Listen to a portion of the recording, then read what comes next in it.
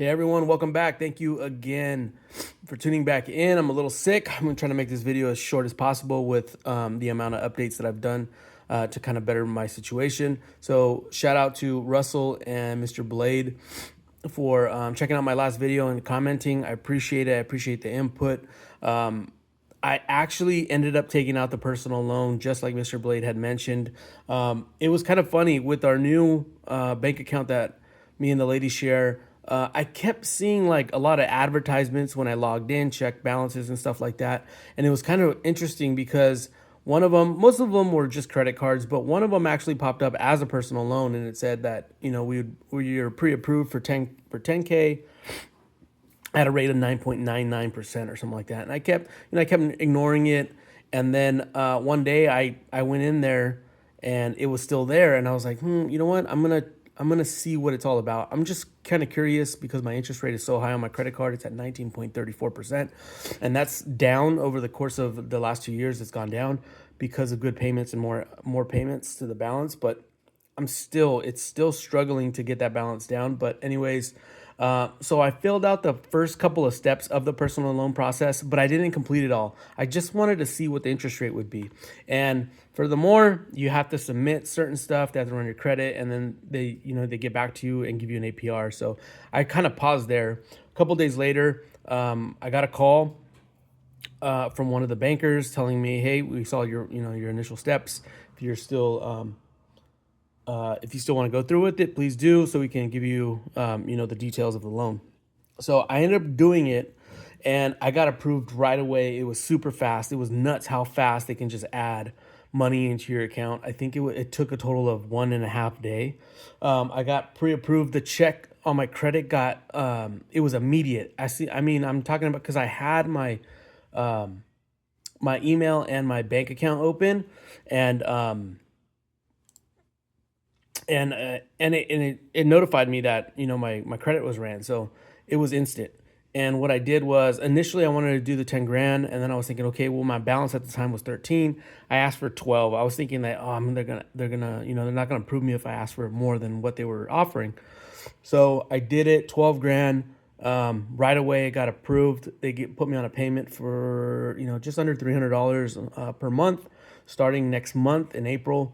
And then I got an interest rate of 12 and a half points. So it's not the 9.9, but I'm just so happy that it's not 20. So I ended up taking it within minutes. They funded the account, 12 grand just popped up out of nowhere. I immediately sent it over to my Chase card, pay it off. Now I had some charges pending on my Chase, so there's still a little balance left on there. It's about $1,000. And right now, I've had vehicle trouble, so at the dealership they couldn't give me a loaner. The repair is supposed to be under warranty, and that's what they're trying to get approved through the auto manufacturer. But I'm pulling a rental right now out of pocket, so there's constantly charges on there as they extend the time frame. Right now we're moving on 2 weeks, or actually, yeah, almost 2 weeks has gone by.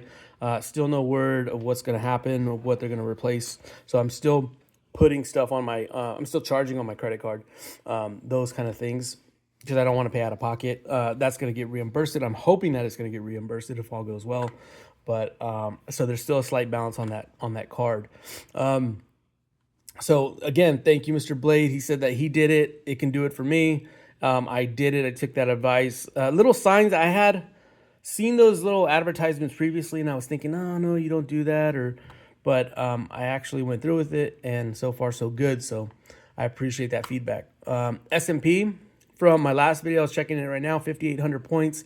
It was down 25 points. Now it's down over 100 points. So if you've been buying dollar cost averaging or averaging down into your favorite S&P positions, again, if like we all agree that the market is going to rebound at some point, and right now is where you put in the work so you can enjoy the fruits of your labor 3-4 years from now. Now it looks like the market is rebounding a little bit and went down to 5,500, and now it's going back up. It's climbing slowly back up. That's a good sign. It could be that was a dip for the year, and you're not going to be able to get it, and we're gonna continue to rise. probably make like an 8 or 9% gain for the entire year, or this is going to drop even more. So we just don't know. With the tariffs and stuff, everyone's already pulling. All that stuff's getting accounted for in the stock price, and that's why everything is down. I was looking at Amazon year to date; it's down almost 17%. Meta is actually up 3%, so Meta's done well. Microsoft is down 6%. Nvidia is down 12%. I was looking at the filings on Berkshire Hathaway, and Buffett is still unloading Nvidia stock. And I was looking at his position in Oxy, and he was actually acquiring at $46.81. He picked up another, $763,000 worth of stock. So, now he has a total of 264,000 plus this 84,000. So this is nuts, man. His position is big. That's the only position that I'm losing in right now in both of my portfolios. I had my bank account, but it timed out. I was going to show you. Berkshire Hathaway is phenomenal right now. It's up 16.5% year to date. It's doing much better than the top 10. And I was going to show you because that's the only position right now that I'm pretty much very green in. I think I'm just surpassing the 6,000 mark on my initial investment. I was buying at 300s, in the mid 300s to 400s. So man, it's just a killer. So I'm kind of bummed because I doubt I'll ever see Berkshire Hathaway at under 400 again.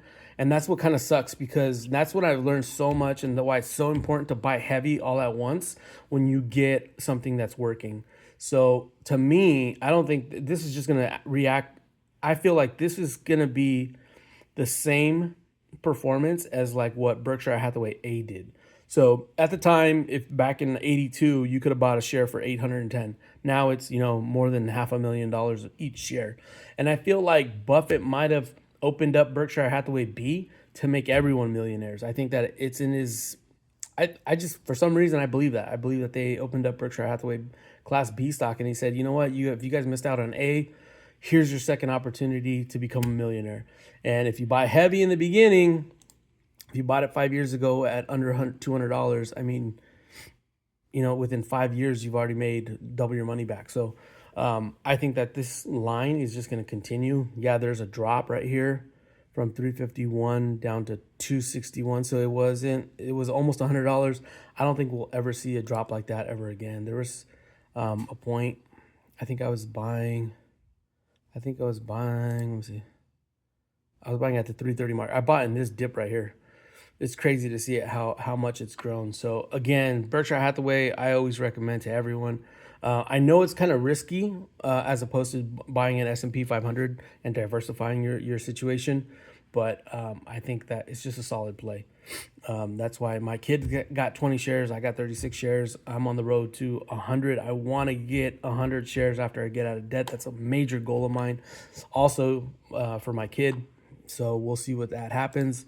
But interesting enough, I got into high. I think I still got in the high 49s of Oxy Petroleum, but now it's gone down to $45. And I think that's what he's doing. He's just cost averaging down his position. I got some shares in my traditional Roth, and then I got some shares in my my Roth IRA. So we'll see what happens in the coming future. Again, he's always ahead of, one step ahead. Buffett is a GOAT. He sold all of those stuff, all those overpriced shares of Apple. He was just collecting cash and sitting on a cash pile, and he knew when this crash was going to come, man. He kind of foresaw it. I guess that's what happens when you're almost 100 and you have 100 years worth of experience in the stock market. The guy just calls it. So again, I always try to follow his plans as much as I can. One of the plans that made me about $4,000 was the new position, new bank, which he has not diluted, but he's gotten rid of a lot of shares. He's disposed of a lot of shares. I think his portfolio is starting to shift over. It's not going to be like it was prior, where he held, just a handful of positions, and he bought heavy once, and that was it. As he's, towards the end of his life, and he has other people taking over, they're starting to manage his portfolio with the less than 1% in each category. He's getting so big, he's starting to get big like BlackRock and JP Morgan, where they got 4,000 positions of stocks. And when they get into a new position, they don't allow it to get past 1% of their portfolio. It's just nuts.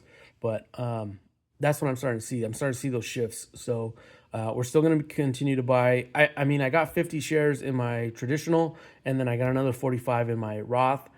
So I'm going to kind of even it out and get another 5 for that Roth IRA, but it's going to cost me quite a penny. So I'm just waiting on trying to get rid of this debt. These are these small little goals that I want so bad, and that kind of motivates me to do as much as I can with this debt. So we talked about those. A-Mark Precious Metals, I'm still, watching. It got down to $26. I think that $26 was a good play. It's crashed significantly since, the end of last year, where it was up at $46. Right now, I feel like it's a good time to start to dollar cost average. But again, I don't have money because I'm putting it all into my debt. So, but if I would start to trickle in. Maybe, this is an ounce. It's pretty much an ounce of silver. I know most stackers buy silver for other reasons, not for the dollar value or the currency of it. It's for different things. But if you're swing trading, I mean, this is a good time. Silver stock is up.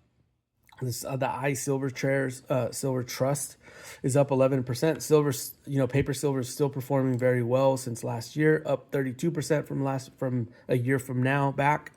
So it's still doing good. It's almost at the 52-week highs. It got bubbled at 31.30. So I mean, it's very, very high right now. You can pretty much swing trade it. The dips aren't that. I mean, $24. It's a $5 difference. Again, to make a lot of money, you got to buy a lot of shares at once. So it's kind of high in I definitely don't buy stocks normally in the price range of $30 to $50 unless I know for a fact that not even for a fact, I just have strong conviction that it's going to do well over time. I try to do swing trades that are in the under $10 value. Again, the S&P, it's dipping. We don't know where it's going to go. To me, it feels, just out of the small little experience that I have, it feels like we're going to do about 9% for the year, or 8% maybe, if things go well. If there's this trade war that's happening and everyone's adjusting their prices, there's going to be more downside. We don't know. Just continue to be consistent, I would say, into your S&P, your favorite S&P ETF. Moving forward, and you should be doing okay. I'm still monitoring my nephew's SL. He has the SLDP position. No, SLGP, LG, SPLG. Yeah, position. It's a State Street S&P 500 ETF. Excuse me. It's trending down. And, every paycheck I give him a share of that or the Ally stock. And the Ally stock has been taking a hit, so I've been just buying Ally shares. He has more Ally shares than he does S&P 500, but that's okay. Again, once I free up some money, him and my kid's account get funded. So just, again, these small little, things to kind of motivate me. But that's pretty much it. I have my little loans that I was keeping track of. So as of right now, at the end of, pretty much at the end of March, I'm not going to get another paycheck. I already got paid. I won't get another paycheck until April.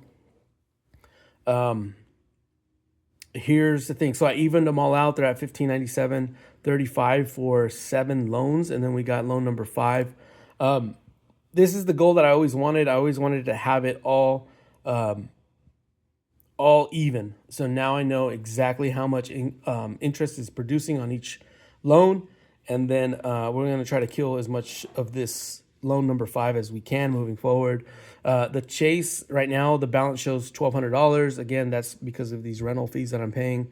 2 weeks of rental fees, which is kind of expensive. And then my Affirm loan I shot $50, something like that.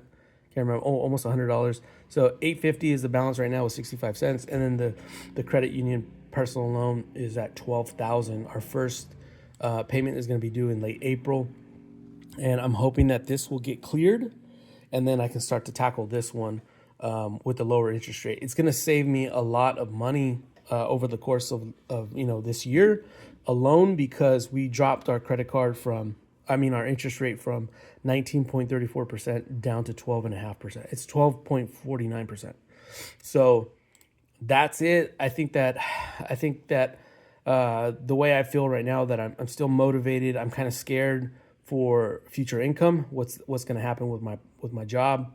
But I'm going to continue to put as much money as I can to debt. As far as spending, I haven't spent anything on myself or anything. I just been buying just random things that pop up, like oil for my car, if it needs to get oil changed, or my lady's car. She had a couple of repairs that we had to pay. Different stuff that you need for the house, cleaning stuff, trash bags, that kind of thing, just living essentials, I guess.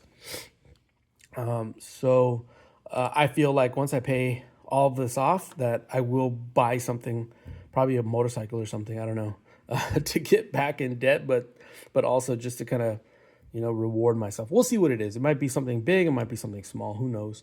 But so that's all I wanted to share. Thank you for staying with me. We got 15 minutes of the video, 16 minutes. So everything else is, happy blessings, happy stacking, guys.